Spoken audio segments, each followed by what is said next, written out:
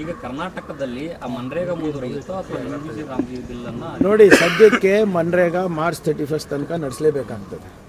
ಅದಾದಮೇಲೆ ಏನು ಮಾಡ್ತಾರೆ ನೋಡೋಣ. ಅವ್ರ ಪ್ರಕಾರ ಇನ್ನು 6 ತಿಂಗಳು ಬೇಕು ಅಂತ ಇದ್ದಾರೆ.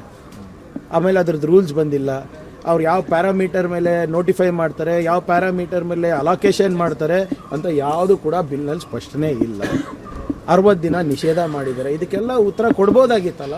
ಇಷ್ಟು ಚೆನ್ನಾಗಿದ್ದರೆ ಬಿಲ್ಲು ಯಾಕೆ ನಮ್ಮ BJP ನಾಯಕರು ಮೇಲ್ಮನೆ ಮತ್ತು ಕೆಳಗಿನ ಮನೆಯಲ್ಲಿ ಓಡೋದ್ರು? ಅಸೆಂಬ್ಲಿನಲ್ಲೂ ಉತ್ತರ ಕೊಡ್ಬೋದಾಗಿತ್ತು, ಕೌನ್ಸಿಲ್ನಲ್ಲೂ ಉತ್ತರ ಕೊಡ್ಬೋದಾಗಿತ್ತು, ಅಥವಾ ಪ್ರಶ್ನೆ ಕೇಳ್ಬೋದಾಗಿತ್ತು.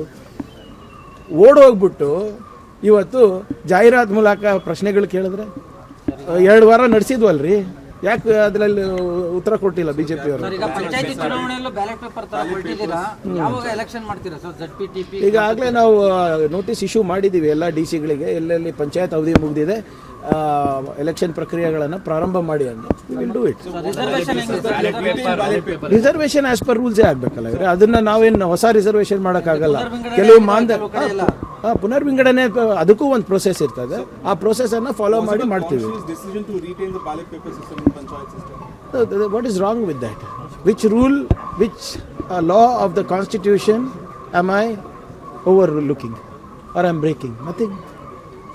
Congress They didn't give it against me. You means Congress. Sangappa is annoyed. See, you have to understand. Sangappa is annoyed. Sangappa has asked BJP, why you are keeping quiet? So they released an advertisement. What's this thing? But have they justified it? They had 2 weeks in the council and assembly to justify Modiji's new master stroke. Why didn't they do? See, BJP doesn't have a mind of its own.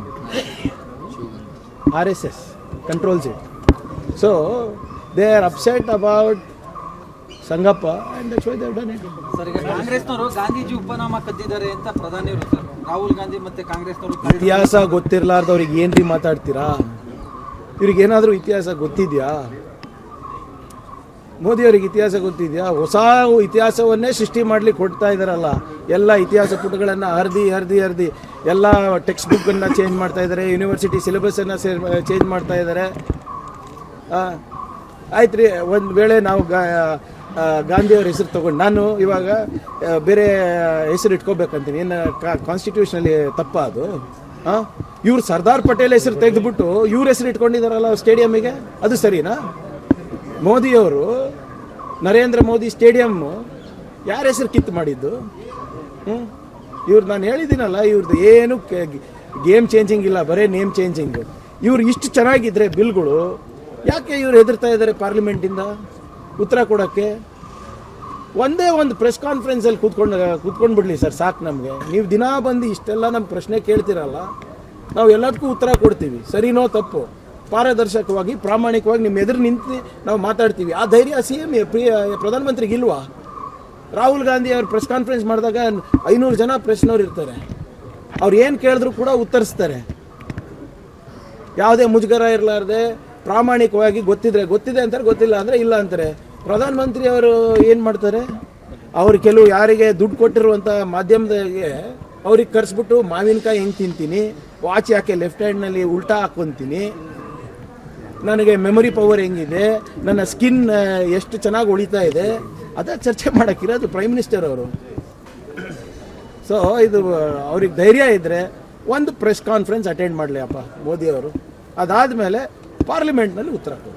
Sir, ಕೊನೆ ಪ್ರಶ್ನೆ sir. Shivaganga Basavaraj ಸೇರಿದಂತೆ ಕೆಲವು ಶಾಸಕರು high command ಒಂದು ನಾಯಕತ್ವದ ವಿಚಾರದ ಒಂದು ಸ್ಪಷ್ಟ ತೀರ್ಮಾನ ಕೊಡಲಿ, ಆಗುತ್ತೋ ಆಗಲ್ವೋ ಈ ಥರದ ಒಂದು ನಮಗೆ ಕ್ಲಾರಿಟಿ. ಅವಶ್ಯಕತೆ ಇದ್ದಾಗ ಮಾನ್ಯ ಖರ್ಗೆ ಸಾಹೇಬರು ರಾಹುಲ್ ಗಾಂಧಿಯವರು ನಾಯಕರಿಗೆ ಕರೆಸಿ ಮಾತನಾಡ್ತಾರೆ ಅಂತ ಭಾಳ ಸ್ಪಷ್ಟವಾಗಿ ಹೇಳಿದ್ದಾರೆ.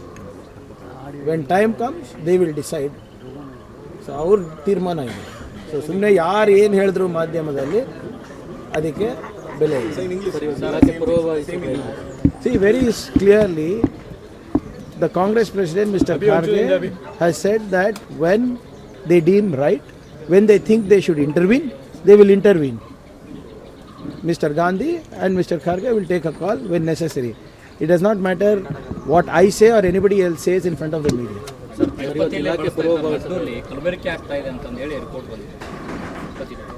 ರೀ ಮೊನ್ನೆ ತಾನೇ ಇಷ್ಟೆಲ್ಲ ಪಾದಯಾತ್ರೆಗಳು ಬಿ ಜೆ ಪಿದವರು ಅವ್ರ ಅಲಯನ್ಸ್ ಮೆಂಬರ್ಸ್ ಮಾಡಿದ್ರಲ್ವಾ, ಉಪಮುಖ್ಯಮಂತ್ರಿಗಳು ಬೆಟ್ಟ ಎಲ್ಲ ಹತ್ತಿದ್ದು ನೋಡಿದ್ರಲ್ಲ, ಎಲ್ಲ ಕಲುಷಿತ ಮಾಡ್ತಾ ಇದ್ದಾರೆ ಲಡ್ಡುಗೆ. ಅದಕ್ಕೆ CBI ರಿಪೋರ್ಟೇ ಇಲ್ಲ ಅಂತ ಹೇಳ್ತು, ಅದಾದಮೇಲೆ ಎಲ್ಲರೂ ಸೈಲೆಂಟ್ ಆಗಿಬಿಟ್ರು.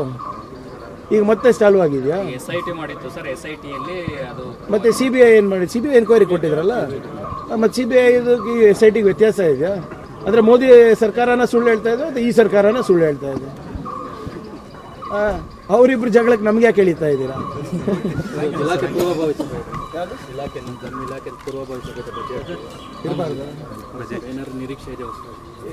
ಇವಾಗ ಹೋಗಿ ಇದು ಇರ್ತದೆ, ಬಜೆಟ್ ನಾವು ಇಲ್ಲೇ ಡಿಸ್ಕ್ಲೋಸ್ ಮಾಡು ಅಂದರೆ ಮತ್ತೆ ಸದನ ಯಾಕೆ ನಡೆಸಬೇಕು?